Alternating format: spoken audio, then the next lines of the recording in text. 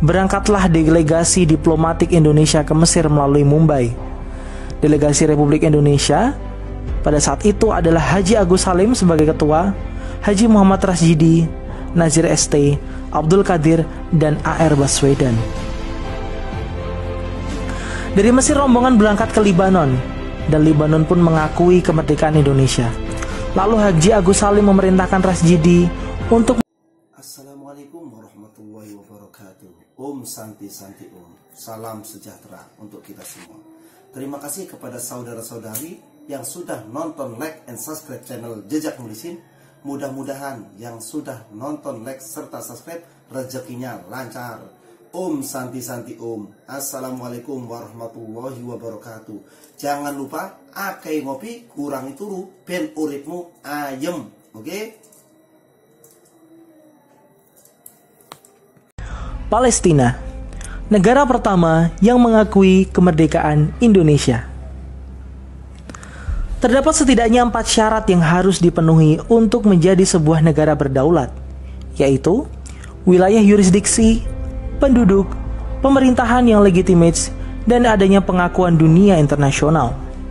Pada saat proklamasi kemerdekaan 17 Agustus 1945, ketika Bung Karno mendeklarasikan berdirinya Republik Indonesia, kita sudah memenuhi setidaknya 3 kriteria pertama. Lalu, negara mana saja yang pertama-tama mengakui kemerdekaan Indonesia?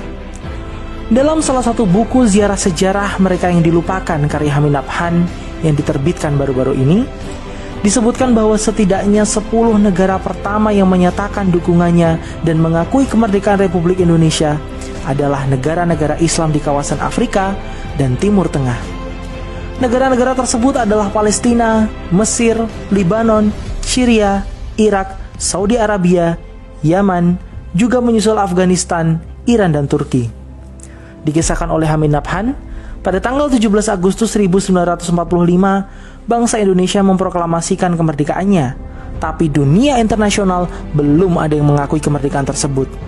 Padahal, pengakuan dunia internasional adalah syarat bagi eksistensi sebuah negara.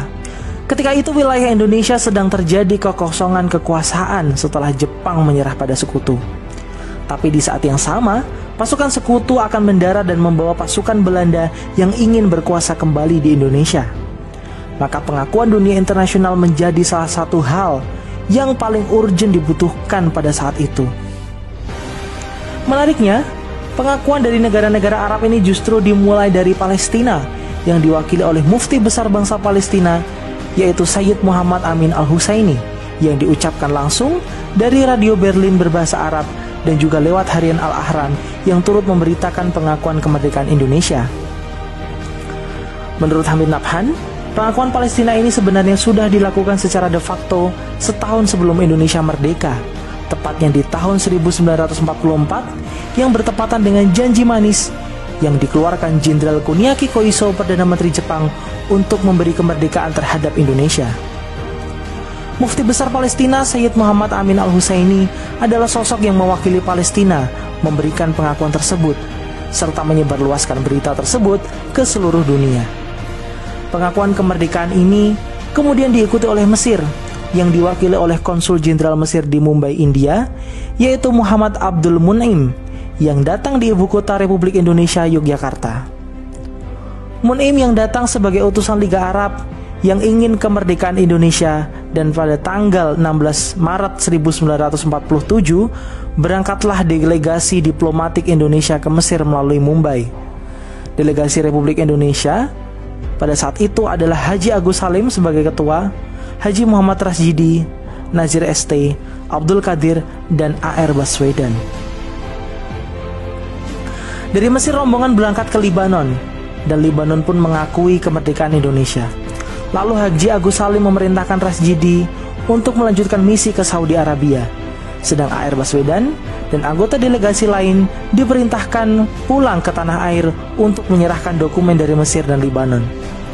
Rasjidi berangkat ke Saudi menemui Raja Abdul Aziz Al Saud dan mendapat simpati serta sambutan yang luar biasa dari kerajaan Saudi Arabia. Raja Abdul Aziz berkata, "Nahnu la nata'akharu." Kami tidak akan ketinggalan untuk memberikan dukungan dan pengakuan untuk Indonesia. Maka di istana raja, Raja Abdul Aziz menyerahkan surat pengakuan kerajaan Saudi Arabia terhadap kemerdekaan Republik Indonesia. Peristiwa yang sangat bersejarah itu terjadi pada tanggal 24 November 1947. Lalu pengakuan kemerdekaan Republik Indonesia mengalir dari negara-negara Arab yang lain seperti Syria, Irak, dan Yaman. Terkait dengan dukungan bangsa Palestina, mereka tidak hanya sekedar memberikan pernyataan ataupun pengakuan semata, tapi juga bantuan konkret seperti yang dilakukan oleh Muhammad Ali Thohir, saudagar kaya Palestina yang saat itu menyerahkan uangnya di Bank Arabia dan berkata, "Terimalah semua kekayaan saya ini untuk menangkan perjuangan Indonesia." Tak heran jika bangsa Indonesia selalu ada untuk membela kemerdekaan Palestina dan memenangkan perjuangan mereka. Warahmatullahi wabarakatuh. Kita jumpa lagi di channel Jejak Mulisin. Jangan lupa tonton, like, and share video berikut.